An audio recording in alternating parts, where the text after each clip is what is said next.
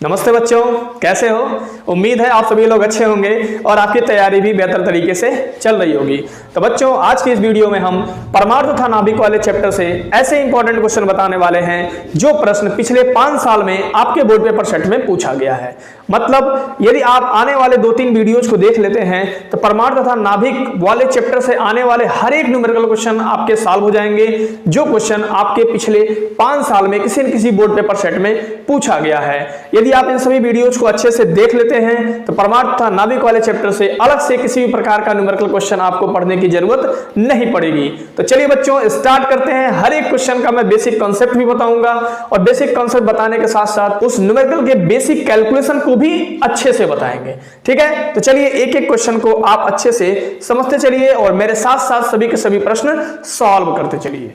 तो पहला प्रश्न है बच्चों, हाइड्रोजन परमाणु की मूल कक्षा की त्रिज्या A0 है, तीसरी कक्षा की त्रिज्या क्या होगी? आपको हम सबसे पहले बता दें कि हाइड्रोजन परमाणु की, जिन बच्चों को यह फार्मूला नहीं पता होगा आप फार्मूला पहले नोट कर लेना। हाइड्रोजन परमाणु की जो nवीं कक्षा की त्रिज्या है, nवीं कक्षा की त्रिज्या, इस पे रिलेटेड हम 2-3 क्वेश्चंस आपको कराएंगे, इसलिए ये फार्मूला आप नोट कर लो। nवीं कक्षा की त्रिज्या का जो फार्मूला है वो है Rn बराबर R1 इंटू n स्क्वायर। ठीक है, अब आप ध्यान देना, पूछ रहे हैं हमसे तीसरी कक्षा की त्रिज्या ज्ञात कीजिए, तो n की जगह हम क्या करेंगे, 3 लिख देंगे। फिर कह रहा है मूल कक्षा की त्रिज्या A0 है, तो बच्चों मूल कक्षा मीन्स पहली कक्षा की त्रिज्या को हम R1 बोलते हैं। ठीक है, और पहली कक्षा की जो त्रिज्या होती है इसे भी आप याद कर लेना, R1 बराबर होता है 0.53 एंगस्ट्रॉम। ठीक है, किसी किसी प्रश्न में मूल कक्षा की त्रिज्या नहीं दिया रहेगा, डायरेक्ट आपसे पूछ देगा कि तीसरी कक्षा की त्रिज्या ज्ञात कीजिए या 5वीं कक्षा की त्रिज्या ज्ञात कीजिए। ठीक है, तो मूल कक्षा की त्रिज्या जो R1 है उसमें आपको 0.53 एंगस्ट्रॉम रख करके कैलकुलेट करना होगा, या यदि आप इसे मीटर में बदलते हैं तो इसको लिखेंगे 0.53 गुणे 10 पे -10 मीटर। इस कॉन्सेप्ट को आप नोट कर लो। इस कॉन्सेप्ट पे जितने भी हाइड्रोजन की त्रिज्या से संबंधित क्वेश्चंस हैं सभी के सभी सॉल्व हो जाएंगे। इस वीडियो में भी हम आपको 2 या 3 प्रश्न इससे संबंधित कराएंगे। ठीक, तो कह रहा है कि हाइड्रोजन परमाणु की मूल कक्षा की त्रिज्या, तो मूल कक्षा की त्रिज्या का मतलब हो गया R1 बराबर आपका दिया है A0। पूछ रहा है तीसरी कक्षा की त्रिज्या, तो आप लिखेंगे चूंकि nवीं कक्षा की त्रिज्या, ये सब बहुत छोटे छोटे प्रश्न है बच्चों। ठीक है, केवल कॉन्सेप्ट पता ना होने की वजह से बोर्ड पेपर सेट में ये सब सारे क्वेश्चन बहुत बच्चे छोड़ के चले जाते हैं। ठीक है, तो आपको ये सब प्रश्न नहीं छोड़ना है। nवीं कक्षा की जो त्रिज्या है फार्मूला होता है Rn बराबर R1 इंटू n का स्क्वायर। ठीक है, तो तीसरी कक्षा के लिए पूछ रहा है तो R3 लिख देंगे, R1 की जगह बच्चों A0 लिख देंगे और n की जगह क्या लिख देंगे 3, तो ये हो जाएगा 3 का स्क्वायर, तो R3 बराबर हो जाएगा 3 त्रिका 9 A0। तो बच्चों हाइड्रोजन परमाणु के तीसरी कक्षा की त्रिज्या निकल गई 9A0। क्लियर?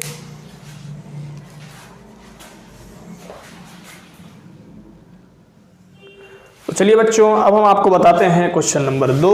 क्वेश्चन नंबर 2 कह रहा है कि बोहर की प्रथम 3 त्रिज्याओं का अनुपात ज्ञात कीजिए। ठीक है, बोहर की प्रथम 3 त्रिज्याओं का अनुपात ज्ञात कीजिए।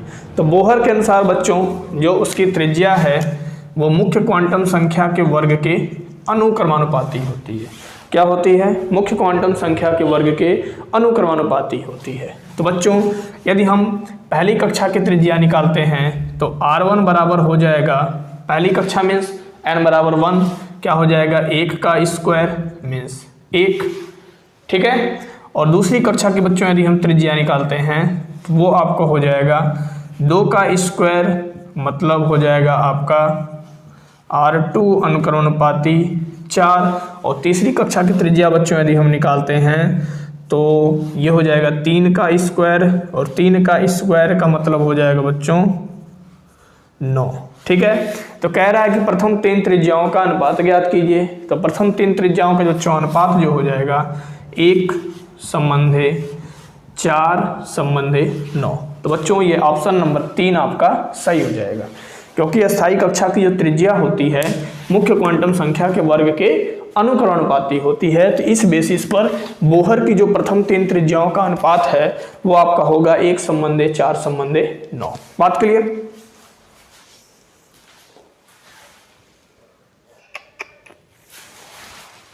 तो चलिए बच्चों, अब हम आपको बताते हैं क्वेश्चन नंबर 3। क्वेश्चन नंबर 3 में कुछ बेसिक कॉन्सेप्ट हैं, उसको हम बता देते हैं। क्वेश्चन कह रहा है कि हाइड्रोजन परमाणु की निम्न अवस्था में ऊर्जा बराबर कितना दिया है? निम्न अवस्था में ऊर्जा, हाइड्रोजन परमाणु की बच्चों जो nवीं कक्षा में ऊर्जा होती है उसका सूत्र होता है, इसे भी आप कहीं नोट कर लेना। हाइड्रोजन परमाणु की nवीं कक्षा में जो ऊर्जा होता है -13.6 इलेक्ट्रॉन वोल्ट बटे होता है n²। ठीक है, तो बच्चों यदि मूल कक्षा की ऊर्जा होगी तो n बराबर 1 पे निकालेंगे, दूसरे कक्षा की ऊर्जा निकालना होगा तो n बराबर 2 पर निकालेंगे, और तीसरे कक्षा की ऊर्जा निकालना होगा तो n बराबर क्या निकालेंगे? 3 पर, क्योंकि n बच्चों क्या है? ऊर्जा स्तर है। ठीक है, n बराबर 1 पहली ऊर्जा स्तर, n बराबर 2 दूसरी ऊर्जा स्तर, n बराबर 3 तीसरी ऊर्जा स्तर। क्लियर? तो कह रहा है ऊर्जा तो दे रखा है, मूल ऊर्जा स्तर, निम्न अवस्था मीन्स मूल ऊर्जा स्तर। कह रहा है कि इस अवस्था में इलेक्ट्रॉन की गतिज ऊर्जा तथा स्थिर ऊर्जा क्या होगी? ठीक है, तो बच्चों जो ऊर्जा है उसको E से रिप्रेजेंट करते हैं, गतिज ऊर्जा को K से रिप्रेजेंट करते हैं, और स्थिर ऊर्जा को U से रिप्रेजेंट करते हैं। तो जो हाइड्रोजन परमाणु की गतिज ऊर्जा और कुल ऊर्जा में जो संबंध है, और कुल ऊर्जा और स्थिर ऊर्जा में संबंध है, वो क्या है इसे भी आप नोट कर लो। तो जो गतिज ऊर्जा होती है वो लगभग कुल ऊर्जा के क्या होती है बच्चों? बराबर होती है, बस आप यहाँ पे माइनस लगा देना। ठीक है, और जो स्थितिज ऊर्जा U होती है वो कुल ऊर्जा का क्या होता है? 2 गुना होता है। बात क्लियर? इसी कॉन्सेप्ट पे ये क्वेश्चन आपका सॉल्व हो जाएगा। तो क्वेश्चन कह रहा है कि हाइड्रोजन परमाणु की निम्न अवस्था में ऊर्जा, निम्न अवस्था मीन्स मूल अवस्था में ऊर्जा, तो मूल अवस्था में जो ऊर्जा आपका दे रखा है वो E बराबर दिया है -13.6 इलेक्ट्रॉन वोल्ट। फिर कह रहा है कि इस अवस्था में इलेक्ट्रॉन की गतिज ऊर्जा निकालिए। तो गतिज ऊर्जा बच्चों K निकालना है, तो चूंकि गतिज ऊर्जा बराबर जो होता है, ये सब फार्मूले याद रखना। ठीक है, इसका बेसिक कॉन्सेप्ट है, जब हम इसका मैराथन क्लास का वीडियो लेके आएंगे तब हम आपको और अच्छे से बताएंगे कि गतिज ऊर्जा और कुल ऊर्जा में ये संबंध कैसे होता है। क्लियर? अब आप ध्यान दो, बस अभी आप यहाँ पे ध्यान रखो कि गतिज ऊर्जा कुल ऊर्जा के लगभग बराबर होती है, बस यहाँ पे ऋणात्मक चिन्ह लगा देना है। ठीक है, तो गतिज ऊर्जा निकालना है तो K बराबर हो जाएगा -E, तो गतिज ऊर्जा K बराबर -E का मान है आपका 13.6 इलेक्ट्रॉन वोल्ट। ठीक, तो माइनस का माइनस बच्चों मल्टीप्लाई हो जाएगा, तो ये आपका हो जाएगा 13.6 इलेक्ट्रॉन वोल्ट। ये आपकी हो गई गतिज ऊर्जा। यदि आप गतिज ऊर्जा को जूल में बदलना चाहते हैं, मान लीजिए ये प्रश्न बहुविकल्पी में आ जाए और गतिज ऊर्जा का मान आपका जूल में दे रखा हो, ठीक है, तो आप क्या करेंगे? आपको पता है कि 1 इलेक्ट्रॉन वोल्ट में 1.6 गुणे 10⁻⁻19 जूल होता है। तो 13.6 इलेक्ट्रॉन वोल्ट में बच्चों इसको आप क्या करना, 13.6 का 1.6 गुणे 10⁻⁻19 में गुणा कर देना। तो जो आप इसको कैलकुलेट करोगे, कैलकुलेट करके जो आंसर निकालोगे तो गतिज ऊर्जा क्या हो जाएगी? जूल में हो जाएगी। यदि जूल में निकालने को बोलता है तब, नहीं बोलता है तो आप इलेक्ट्रॉन वोल्ट में भी निकाल के छोड़ सकते हैं। ठीक, फिर आपसे कह रहा है स्थितिज ऊर्जा निकालिए। तो बच्चों स्थितिज ऊर्जा जो हो जाएगा, स्थितिज ऊर्जा, तो स्थितिज ऊर्जा U बराबर होता है 2 × E। ठीक है, 2 और E का मान है बच्चों -13.6 इलेक्ट्रॉन वोल्ट। ठीक, अब आप क्या करो, 2 छक्के 12 को 2 हासिल 1, 2 3 6 1 7, 2 1 कम 2, तो -27.2 इलेक्ट्रॉन वोल्ट। तो बड़े आराम से हाइड्रोजन परमाणु की गतिज ऊर्जा और स्थितिज ऊर्जा निकल कर आ गई। क्लियर? छोटा सा फार्मूला आपको पता है, ये सब सारे छोटे छोटे टेक्निकल प्रश्न हैं, आराम से आप सॉल्व कर लोगे।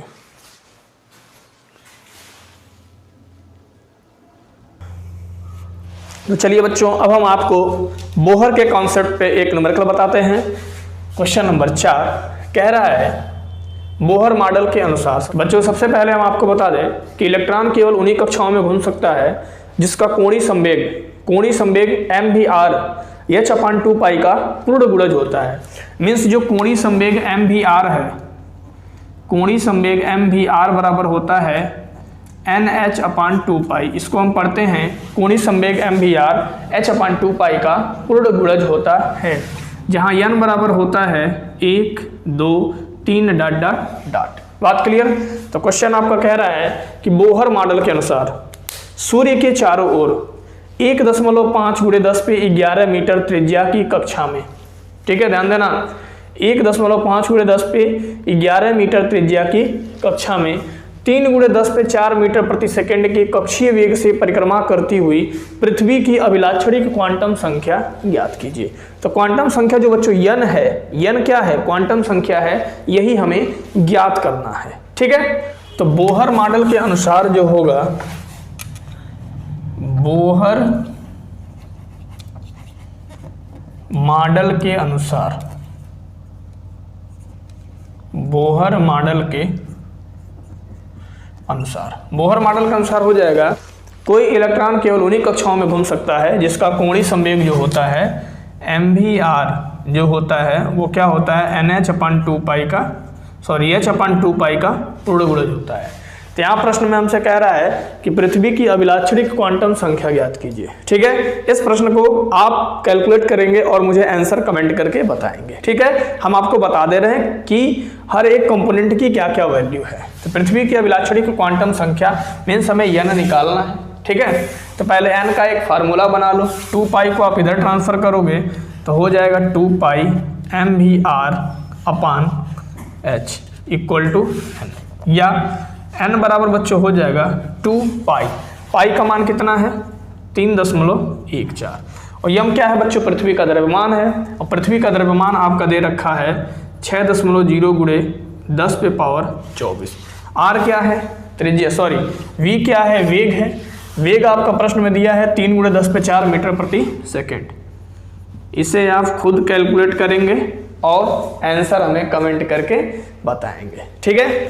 3 × 10⁴, त्रिज्या आपका दे रखा है 1.5 × 10⁻11, क्लियर। अब आप ध्यान दो, h बच्चों क्या है, प्लांक नियतांक है। प्लांक नियतांक की जो वैल्यू होती है 6.6 × 10⁻34। इसे आप कैलकुलेट करो और कैलकुलेट करके आंसर कमेंट करके हमें बताओ, ठीक है। मुक्त क्वांटम संख्या कोई मात्रक नहीं होगा, ठीक है, इतना हम आपको बता दे रहे हैं, बट आप इसका आंसर कैलकुलेट करके हमें कमेंट करके फटाफट बता दो, ठीक है।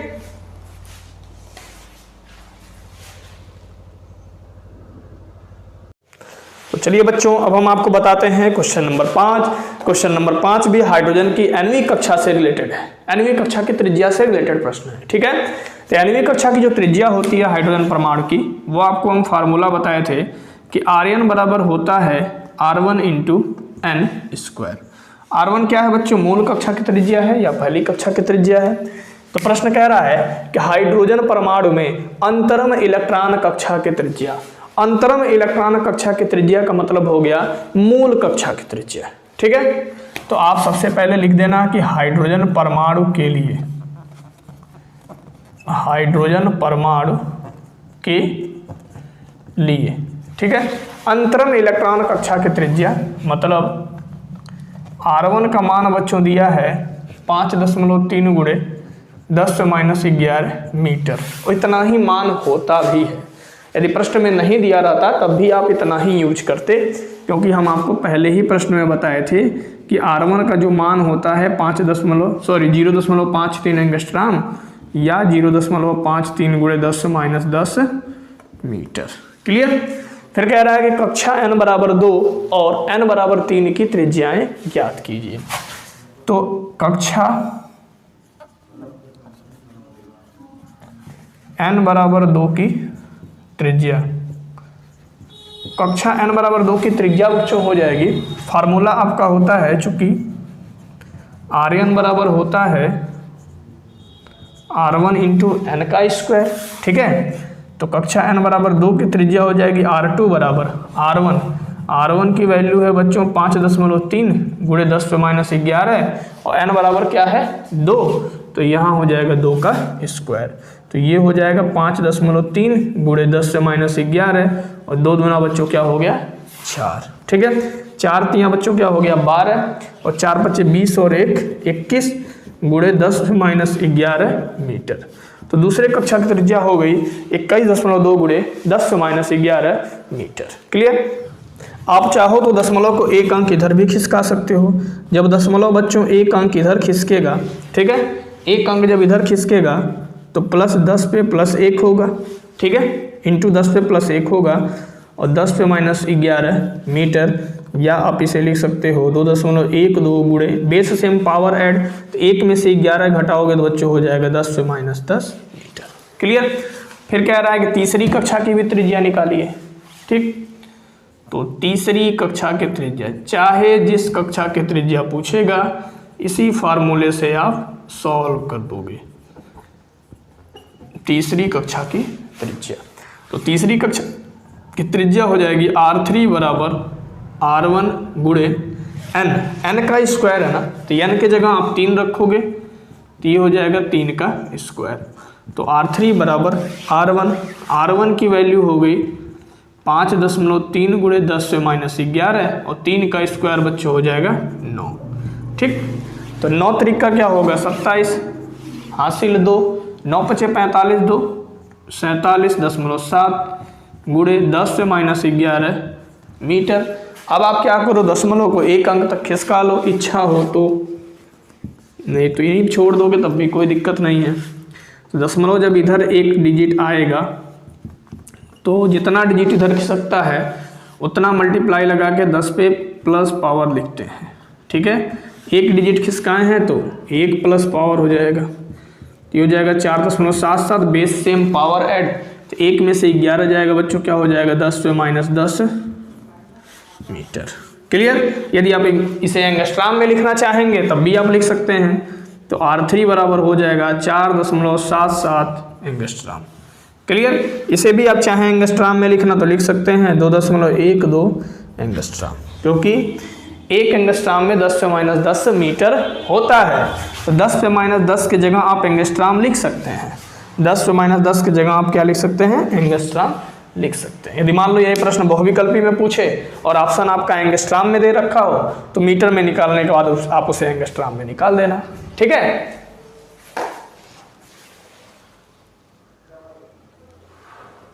तो चलिए बच्चों, अब हम आपको बताते हैं क्वेश्चन नंबर 6। और क्वेश्चन नंबर 6 क्या है, कह रहा है बोहर मॉडल का उपयोग करते हुए किसी हाइड्रोजन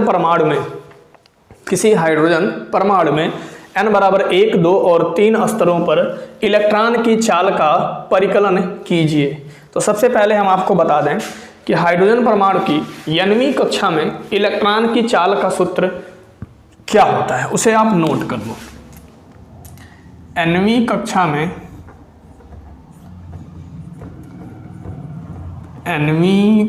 में इलेक्ट्रॉन की चाल, ठीक है। तो बच्चों nवीं कक्षा में जो इलेक्ट्रॉन की चाल होती है वो Vn बराबर होता है V1/n। ठीक, अब आप ध्यान दो V1 क्या होता है। V1 है हाइड्रोजन परमाणु की पहली कक्षा में इलेक्ट्रॉन की चाल या मूल कक्षा में इलेक्ट्रॉन की चाल। तो मूल कक्षा में जो इलेक्ट्रॉन की चाल होती है उसके मान को आप याद रखना 2.18 गुणे 10 पे 6 मीटर प्रति सेकंड। ठीक है, आपसे बोर्ड एग्जाम में जब प्रश्न पूछेगा तो मूल कक्षा में इलेक्ट्रॉन की चाल कभी प्रश्न में दिया रहेगा और कभी नहीं दिया रहेगा। तो इसे आप याद कर लेंगे कि हाइड्रोजन परमाणु की मूल कक्षा में जो इलेक्ट्रॉन की चाल होती है वो होती है 2.18 गुणे 10 पे 6 मीटर प्रति सेकंड। ठीक है, और nवीं कक्षा में इलेक्ट्रॉन की चाल का सूत्र होता है Vn बराबर V1/n। n बराबर 1 रखेंगे तो बच्चों पहली कक्षा में इलेक्ट्रॉन की चाल निकलेगी, n बराबर 2 में दूसरी कक्षा में, n बराबर 3 में तीसरी कक्षा में, और n बराबर चाहे जो हो उस कक्षा में इलेक्ट्रॉन की चाल निकल जाएगी। क्लियर। अब आप ध्यान दो प्रश्न क्या कह रहा है। चाल परिकलित कीजिए किसमें, n बराबर 1 में, n बराबर 2 में, n बराबर 3 में। क्लियर बात। अब बात समझो, कह रहा है इनमें से प्रत्येक स्तर के लिए कक्षीय अवधि परिकलित कीजिए। कक्षीय अवधि मीन्स परिक्रमण काल। परिक्रमण काल का बच्चों फार्मूला होता है 1.53 गुणे 10 पे -10 गुणे n³ सेकेंड। क्लियर। क्या होता है, t बराबर 1.53 गुणे 10⁻10 n³ सेकेंड। ये सभी के सभी फार्मूले आप याद रखना, क्योंकि आपसे बोर्ड एग्जाम में डायरेक्ट ही प्रश्न पूछता है और डायरेक्ट इन फार्मूलों को लगा करके आप प्रश्न को सॉल्व कर लेंगे। ठीक है, तो चलिए अब हम आपको सॉल्व करके बताते हैं कि हाइड्रोजन परमाणु में n बराबर 1, 2 और 3 स्तरों में इलेक्ट्रॉन की चाल क्या होगी और इनमें से प्रत्येक स्तर के लिए कक्षीय अवधि कितनी होगी। क्लियर? अब आप ध्यान दो। तो सबसे पहले तो आप यही लिखेंगे कि हाइड्रोजन परमाणु की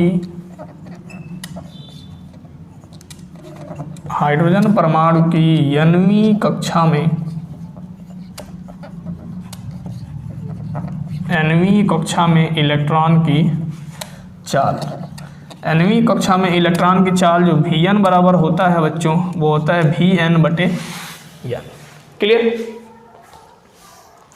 अब आप ध्यान दें, तो हमें निकालना है पहली कक्षा के लिए। तो n बराबर 1 के लिए क्या होगा, n बराबर 1 के लिए हो जाएगा V1 बराबर, ठीक है। और V1 की वैल्यू बच्चों क्या है, V1 की वैल्यू है आपका 2.18 गुणे 10⁶ मीटर प्रति सेकेंड। और n क्या हो जाएगा 1, मतलब पहली कक्षा में जो इलेक्ट्रॉन की चाल निकल गई वो आपकी निकल गई 2.18 गुणे 10⁶ मीटर प्रति सेकेंड, जो यही होता ही है पहली कक्षा में इलेक्ट्रॉन की चाल। ठीक है, अब दूसरी कक्षा के लिए निकालेंगे, मतलब n बराबर 2 के लिए, n बराबर 2 के लिए इलेक्ट्रॉन की चाल। तो ये बच्चों हो जाएगी V2 बराबर V1/n है ना, n के जगह आप 2 लिख देना। तो V2 बराबर हो जाएगा 2.18 गुणे 10⁶/2। अब आप क्या करो, 2 से कैलकुलेट कर लो। तो 2 1 कम 2 और 2 9 18 बच्चों 0.9 गुणे 10⁶ मीटर प्रति सेकेंड। क्लियर? अब आप ध्यान दो, अब n बराबर 3 के लिए निकाल दो, मतलब तीसरी कक्षा में इलेक्ट्रॉन की चाल कितनी है, n बराबर 3 के लिए। तो ये हो जाएगा V3 बराबर V1 की वैल्यू है बच्चों 2.18 गुणे 10⁻⁶ और नीचे 3 है ना 3, इसे जब आप कैलकुलेट करोगे तो आंसर निकल के आ जाएगा V3 बराबर 7.27 गुणे 10⁻⁶ मीटर प्रति सेकेंड। ठीक है, तो n बराबर 1, n बराबर 2, n बराबर 3 स्तरों पर इलेक्ट्रॉन की चाल निकल गई। अब कह रहा है इनमें से प्रत्येक स्तर के लिए कक्षीय अवधि प्रकलित कीजिए। ठीक है, तो दूसरा प्रश्न कह रहा है कि n बराबर 1 के लिए कक्षीय अवधि, n बराबर 1 के लिए कक्षीय अवधि। ठीक है, इसका फार्मूला है बच्चों T बराबर होता है 1.53 गुणे 10⁻⁻10 गुणे n³ सेकेंड। ठीक है, तो T1 बराबर हो जाएगा 1.53 गुणे 10⁻⁻10, n के जगह क्या रखेंगे 1 रखेंगे, तो ये हो गया 1 का क्यूब, और 1 से आप यदि मल्टीप्लाई करोगे तो पहली कक्षीय अवधि निकल के आ जाएगी 1.53 गुणे 10⁻⁻10 सेकेंड। ठीक, और दूसरा फिर क्या निकालेंगे, n बराबर 2 पर निकालेंगे। तो n बराबर 2 के लिए, n बराबर 2 के लिए कक्षीय अवधि। ठीक है, तो n बराबर 2 के लिए जो कक्षीय अवधि निकलेगा वो T2 निकलेगा, और फार्मूला होगा 1.53 गुणे 10⁻⁻10, और बच्चों n का क्यूब है ना, तो यहाँ आप लिखेंगे 2 का क्यूब। ठीक है, तो T2 बराबर आ जाएगा 1.53 गुणे 10⁻⁻10, 2 का क्यूब मतलब बच्चों क्या हो गया 8 हो गया। अब T2 बराबर लिख दो, 8 तरीके 24 को 4 हासिल 2, 8 × 5 = 40, 2 42 को 2 हासिल 4, 8 1 = 8 4 12, तो 12.24 गुणे 10⁻⁻10 सेकेंड। क्लियर? अब आप ध्यान दो, अब हमको निकालना है कि n बराबर 3 के लिए उसकी कक्षीय अवधि क्या होगी। अब लिखेंगे n बराबर 3 के लिए n बराबर 3 के लिए कक्षीय अवधि। ठीक है, तो क्या हो जाएगा T3 बराबर 1.53 गुणे 10 पे -10 गुणे 3 का क्यूब हो जाएगा, क्योंकि क्या है फार्मूला 1.53 गुणे 10 से -10 गुणे n का क्यूब। तो तीसरी कक्षा के लिए n बराबर 3 लिखेंगे तो 3 का क्यूब होगा।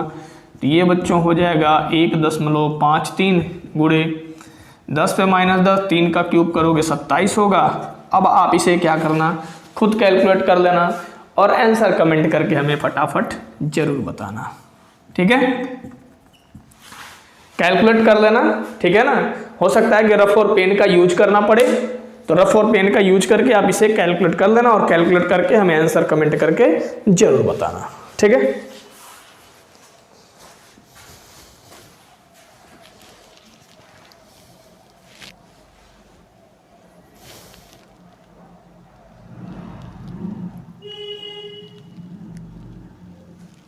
चलिए बच्चों, अब हम आपको बताते हैं क्वेश्चन नंबर 7।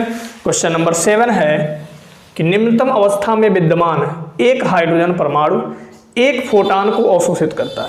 क्या करता है, निम्नतम अवस्था में विद्यमान एक हाइड्रोजन परमाणु एक फोटॉन को अवशोषित करता है, जो इसे n बराबर 4 ऊर्जा स्तर तक उत्तेजित कर देता है। ध्यान देना।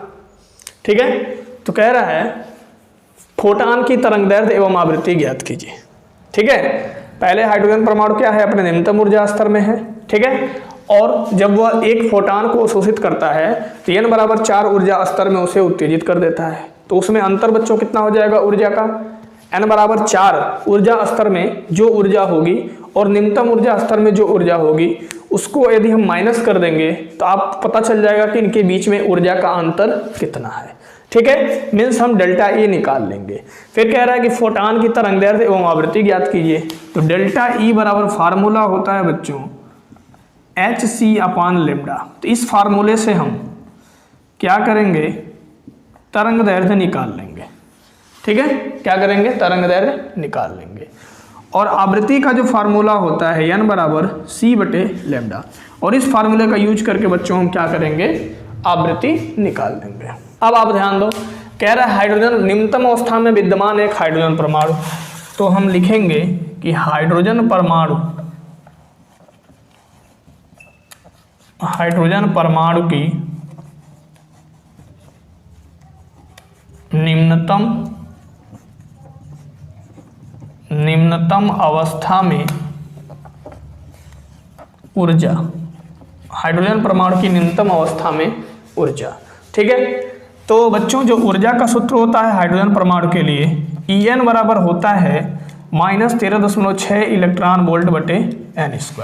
निम्नतम ऊर्जा स्तर का मतलब हो गया n बराबर 1। ठीक है, तो n बराबर 1 ऊर्जा स्तर को हम बोलते हैं निम्नतम ऊर्जा स्तर। क्या बोलते हैं, निम्नतम ऊर्जा स्तर। ठीक है, तो इसमें जो उसकी ऊर्जा हो जाएगी E1 बराबर होगा -13.6 इलेक्ट्रॉन वोल्ट बटे 1 का square, -13.6 electron volt, -13.6 electron volt. अब आप ध्यान दो, कह रहा है कि जब वो एक फोटॉन अवशोषित करता है तो n बराबर 4 ऊर्जा स्तर तक उत्तेजित कर देता है। ठीक है, तो n बराबर 4 में इसकी ऊर्जा निकालेंगे। n बराबर 4 में जब आप इसकी ऊर्जा निकालेंगे तो E4 बराबर होगा -13.6 इलेक्ट्रॉन वोल्ट बटे 4 का स्क्वायर, मतलब 13.6 इलेक्ट्रॉन वोल्ट बटे बच्चों हो जाएगा 16। और जब आप इसे कैलकुलेट करोगे तो 0.85 इलेक्ट्रॉन वोल्ट निकल के आ जाएगा। ठीक है, अब आप क्या करो, डेल्टा E की वैल्यू निकाल लो कि ऊर्जा में कितना परिवर्तन हुआ निम्न ऊर्जा स्तर से उच्च ऊर्जा स्तर जाने में। तो डेल्टा E बराबर हो जाएगा E4 माइनस E1, उच्च ऊर्जा स्तर माइनस निम्न ऊर्जा स्तर। ठीक है, तो डेल्टा E बराबर यहाँ हो जाएगा आपका -0.85 इलेक्ट्रॉन वोल्ट माइनस E1 की वैल्यू क्या है बच्चों, -13.6 इलेक्ट्रॉन वोल्ट। अब आप क्या करो, डेल्टा ई बराबर ये हो जाएगा -0.85 इलेक्ट्रॉन वोल्ट, और माइनस माइनस बच्चों क्या हो जाएगा प्लस, ये हो जाएगा 13.6 इलेक्ट्रॉन वोल्ट। अब आप इसे माइनस करोगे, 13.6 इलेक्ट्रॉन वोल्ट में से 0.85 इलेक्ट्रॉन वोल्ट को माइनस करोगे तो आएगा प्लस 12.75 इलेक्ट्रॉन वोल्ट। क्लियर। तो ऊर्जा में कितना परिवर्तन होगा, निम्न ऊर्जा स्तर n बराबर 1 से n बराबर 4 ऊर्जा स्तर जाने में वो क्या हो जाएगा आपका 12.75 इलेक्ट्रॉन वोल्ट। ठीक है। हमें क्या निकालना है, फोटॉन की तरंगदैर्ध्य एवं आवृत्ति। आपको पता है कि जो फार्मूला डेल्टा ई बराबर होता है वो आपका होता है hc/λ। ठीक है। तो इस फार्मूले से हम तरंगदैर्ध्य बड़े आराम से निकाल लेंगे। ये हो जाएगा hc/ΔE। ठीक है। h क्या है, प्लांक नियतांक है। प्लांक नियतांक का मान आपको याद होना चाहिए या आपके बोर्ड पेपर सेट में पहले ही पेज पे दे रखा होता है। ठीक है। तो प्लांक नियतांक होता है 6.6 गुणे 10⁻⁻34। सी क्या है बच्चों, फोटॉन की चाल है, मतलब प्रकाश की चाल है, और प्रकाश की चाल होता है 3 गुणे 10⁸ मीटर प्रति सेकेंड। और डेल्टा ई का मान अभी निकल के आया है 12.75 इलेक्ट्रॉन वोल्ट। तो अभी आप क्या करो, इसे 6.6 गुणे 10⁻⁻34 गुणे 3 गुणे 10⁸ 12.75 इलेक्ट्रॉन वोल्ट है ना। 1 इलेक्ट्रॉन वोल्ट को जूल में बदलने के लिए क्या करते हैं, 1.6 गुणे 10⁻⁻19 से गुणा करते हैं। तो 12.75 को यदि आप जूल में बदलोगे तो 12.75 गुणे 1.6 गुणे 10⁻⁻19 जूल। क्लियर। ये पूरी वैल्यू आपकी क्या हो जाएगी, मीटर में निकल के आ जाएगी। ठीक है ना। आप यहाँ जूल नहीं लिखेंगे, तरंगदैर्ध्य है, तो ये आपका हो गया मीटर। अब आप इसे जब आप कैलकुलेट करोगे तो कैलकुलेट करके बच्चों मिलेगा 0.975 गुणे 10⁻⁷ मीटर। ठीक है। या यदि आप इसे एंगस्ट्राम में चेंज करोगे तो आ जाएगा 975 एंगस्ट्राम। ये कैलकुलेशन आप थोड़ा कर लेना। ठीक है ना। अब आप ध्यान दो, अब आपसे कह रहा है कि आवृत्ति भी ज्ञात कीजिए। तो आवृत्ति n बराबर होता है बच्चों c/λ, और c का जो मान है वो आपका होता है 3 गुणे 10⁸। ठीक है। तरंगदैर्ध्य आपका निकल के आया है 0.975 गुणे 10⁻⁷ मीटर। क्या निकल के आया है, 0.975 गुणे 10⁻⁷ मीटर। अब आप ध्यान दो, अब आप इसे कैलकुलेट करोगे तो मिलेगा 3.077 गुणे 10⁻15 हर्ट्ज। ठीक है। अब आप ध्यान रखो, ये वैल्यू आप कैलकुलेट करके सीख लेना थोड़ा, और इसको भी आप कैलकुलेट कर लेना। ठीक है ना। तो प्रश्न क्या कह रहा था कि निम्नतम अवस्था में विद्यमान एक हाइड्रोजन परमाणु एक फोटॉन को अवशोषित करता है जो इसे n बराबर 4 ऊर्जा स्तर तक उत्तेजित कर देता है। फोटॉन की तरंगदैर्ध्य एवं आवृत्ति ज्ञात कीजिए। ठीक है। तो बच्चों उम्मीद है आज बताए गए सारे के सारे प्रश्न आपको अच्छे से समझ में आया होगा। बच्चों यदि मैं कोई प्रश्न आपको सिखाने में सफल रहा तो एक प्यारा सा कमेंट करके जरूर बताइएगा। तो बच्चों आने वाले वीडियोज में भी हम परमाणु तथा नाभिक से संबंधित ऐसे सभी इंपॉर्टेंट क्वेश्चन बताएंगे जो आपके बोर्ड पेपर सेट में पिछले 5 साल के अंदर पूछा गया है। ठीक है बच्चों, चलिए मिलते हैं किसी और नेक्स्ट वीडियो में। Tata bye bye.